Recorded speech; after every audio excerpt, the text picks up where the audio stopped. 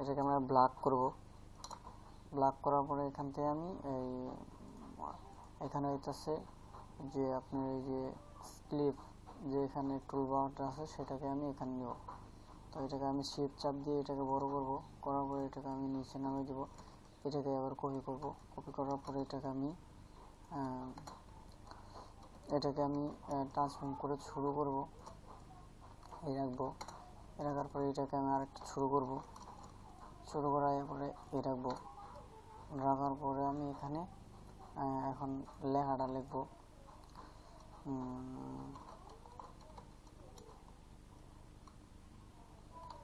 আমি লেখাটা লিখলাম, লেখার পরে এখানে লিখবো আর্টিস্ট। আর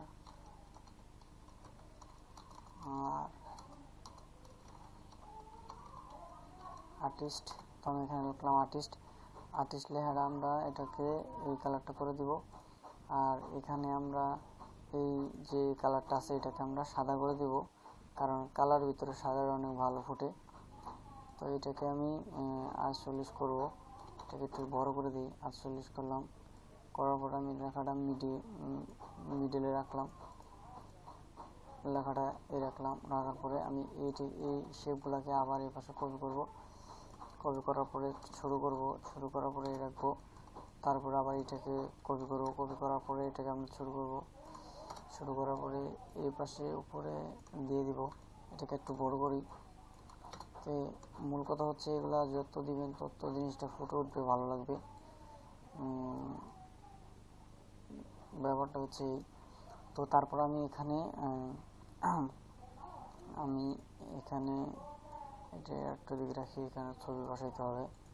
তো আমি এটাকে এই পাশে রাখলাম। রাখার পরে এখানে আমি একটা আবার লেয়ার নিলাম, লেয়ার নেওয়ার পরে আমি এখানে এই যে স্প্লিট যে এরিয়া আছে এটাকে আমি এতটুকু করব। করার পর এখানে আমি এটাকে এই কালারটা করে দিব। তাহলে কন্ট্রোল ডিলিটে চাপ দিয়েও হয়ে গেছে। কন্ট্রোল ডি সিলেক্ট করব, করার পরে এটাকে আমি এই রাখবো। লেখাটাকে আমি আর একটু সরিয়ে দিই, এই রাখি আর একটু নিচে নামাই। তারপর আমি এখন এখানে আমার ছবিটা অ্যাড করব। ছবিটা অ্যাড করার জন্য আমার যেতে হবে আমার ফাইলে। তো আমি ছবি ফাইলে গেলাম, যাওয়ার পর আমি ছবিটা নিয়ে আসলাম।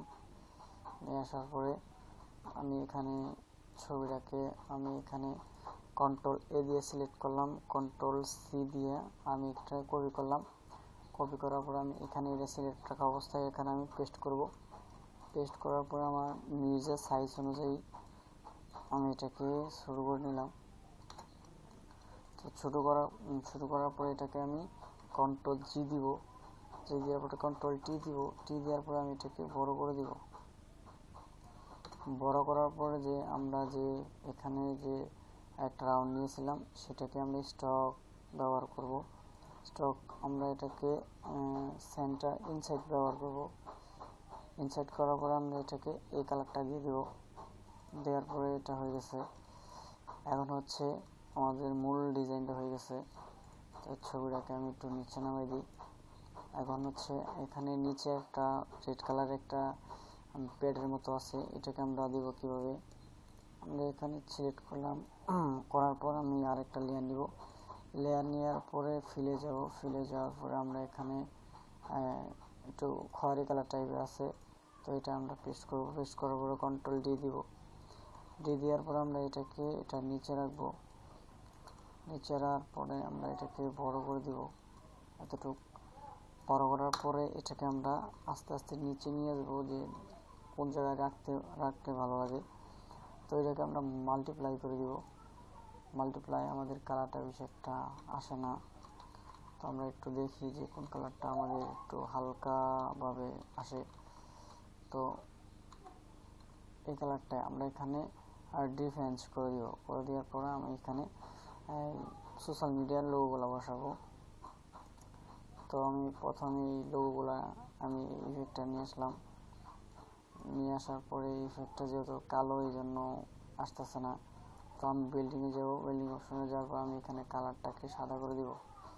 করে দেওয়ার পর আমরা এটাকে রাখবো।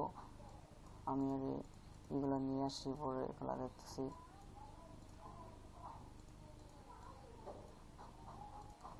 তো আমি সব আগে নিয়ে আসলাম, নিয়ে আসার পরে এটাকে, যেহেতু এটা ব্ল্যাক আছে এই জন্য বোঝা যাচ্ছে না, আমরা এই কালারটাকে গ্রেডিংয়ে যাব। গ্রেডিংয়ে যাওয়ার পর আমরা এই কালারটাকে এক পাশে সাদা, তো আমরা নিচে রাখবো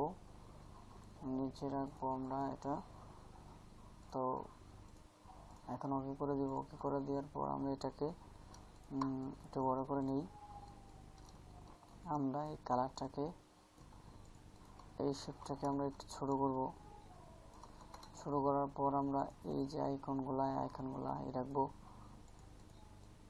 আমরা আইকনগুলো রাখলাম। রাখার পরে এটা এই তীরটাকে আমরা বড় করে দিয়ে একটু রোটেশন করে দিব, যাতে দেখতে ভালো লাগে।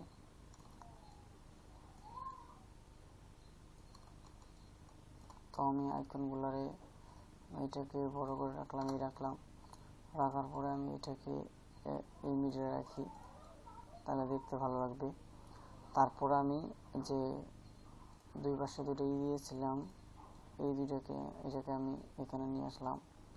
তারপরে এটাকে আমি সাদা করে দিব। সাদা করে দেওয়ার পর এটাকে আমি ট্রান্সফর্ম করে ছোট করব। তারপর আমি ট্রান্সফর্ম রাখবো। রাখার পরে এই পাশে রাখবো একটা। তারপর এটাকে আবার কপি করব। কপি করার পর আমরা এটাকে ভার্টিক্যাল করে দিব। এটা হরিজন্টাল করে দিব। করে দেওয়ার পরে রাখবো। রাখার পরে আমাদের ডিজাইনটা কমপ্লিট। তো আমাদের ডিজাইনটা হয়ে গেছে। আশা করি বুঝতে পারছেন খুব সহজে ফটোশপের মাধ্যমে এত সুন্দর ডিজাইন করা যায় কিভাবে।